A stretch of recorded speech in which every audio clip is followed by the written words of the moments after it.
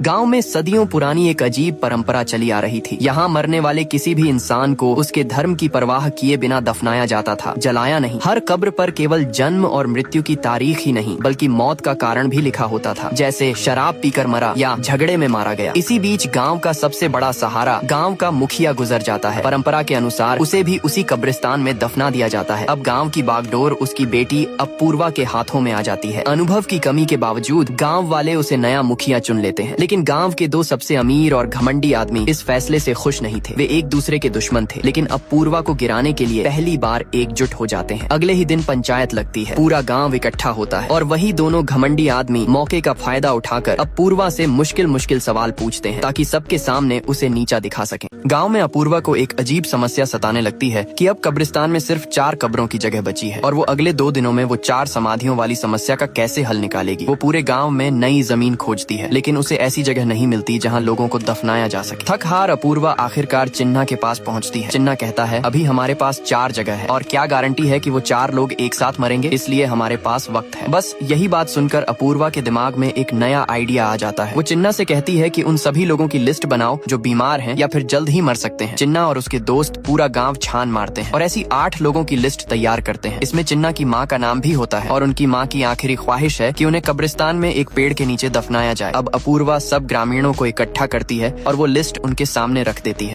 गांव में कब्र की समस्या को हल करने के लिए अपूर्वा ने चिट्ठियां निकाली ताकि तय हो सके कि बचे हुए 4 समाधियों पर किनको दफनाया जाएगा। पहला नाम गांव की एक बुजुर्ग दादी का निकला, वो खुशी के मारे उछल पड़ी। दूसरा नाम भी एक महिला का निकला। जैसे ही तीसरा नाम मधु बाबू के दादाजी का निकला, मधु बाबू खुशी से नाचने लगे। लेकिन चौथा नाम जैसे ही बहिनिया का निकला, जो पूरे गाँव में अपनी बदतमीजी और खड़ूस स्वभाव के लिए मशहूर था, तो अपूर्वा ने चालाकी से उसका नाम न बोला और चिन्ना की माँ का नाम बोल दिया। चिन्ना की माँ तो मानो 7वें आसमान पर पहुँच गयी। उस रात मधु बाबू ने अपने दादाजी का नाम आने की खुशी में पूरे गांव को दावत दी। शराब, पनीर, बिरयानी सब कुछ था। लोग नाच गा रहे थे और जमकर मजे ले रहे थे। लेकिन अगली सुबह गांव में हड़कंप मच गया। कुछ लोगों ने रात में शराब ज्यादा पी ली थी और नशे में ही उनकी मौत हो गई। अब समस्या ये खड़ी हो गई कि असली चिट्ठियों से जिनके नाम निकले थे वो तो जिंदा थे, लेकिन 4 नई लाशें कब्र के इंतजार में पड़ी थी। मधु बाबू अपने दादाजी का नाम निकलने की खुशी में पूरे गाँव वालों को दावत देते हैं। कोल्ड ड्रिंक, शराब और तरह तरह के व्यंजन से माहौल बिल्कुल जश्न जैसा था। लेकिन अगली सुबह अपूर्वा के सामने एक नई मुसीबत खड़ी हो गई। रात में ज्यादा शराब पीने की वजह से 4 लोगों की मौत हो गई थी। अब सवाल यह था कि जिनके नाम लॉटरी में आए थे उनका क्या होगा। गांव की परंपरा के अनुसार मरे हुए को पहले दफनाया जाता है, इसलिए उन 4 जीवित लोगों की जगह अब इन 4 असली मृतकों को समाधि दे दी गई। गाँव में अब एक भी समाधि की जगह नहीं बची थी। इधर चिन्ना परेशान था क्योंकि उसकी माँ का नाम भी उस लॉटरी में आया था। वो सोच रहा था कि अब उनकी अंतिम इच्छा कैसे पूरी करेगा। तभी उसकी माँ ने प्यार से कहा, बेटा तू जरूर मेरे लिए कुछ न कुछ रास्ता निकाल लेगा। इसी बीच गाँव में एक बड़ा राज सामने आया। असल में वहाँ सिर्फ 4 नहीं बल्कि 5 समाधियों की जगह बची थी, क्योंकि चिन्ना ने पहले ही अपनी माँ के लिए एक समाधि की जगह छिपा कर रखी थी।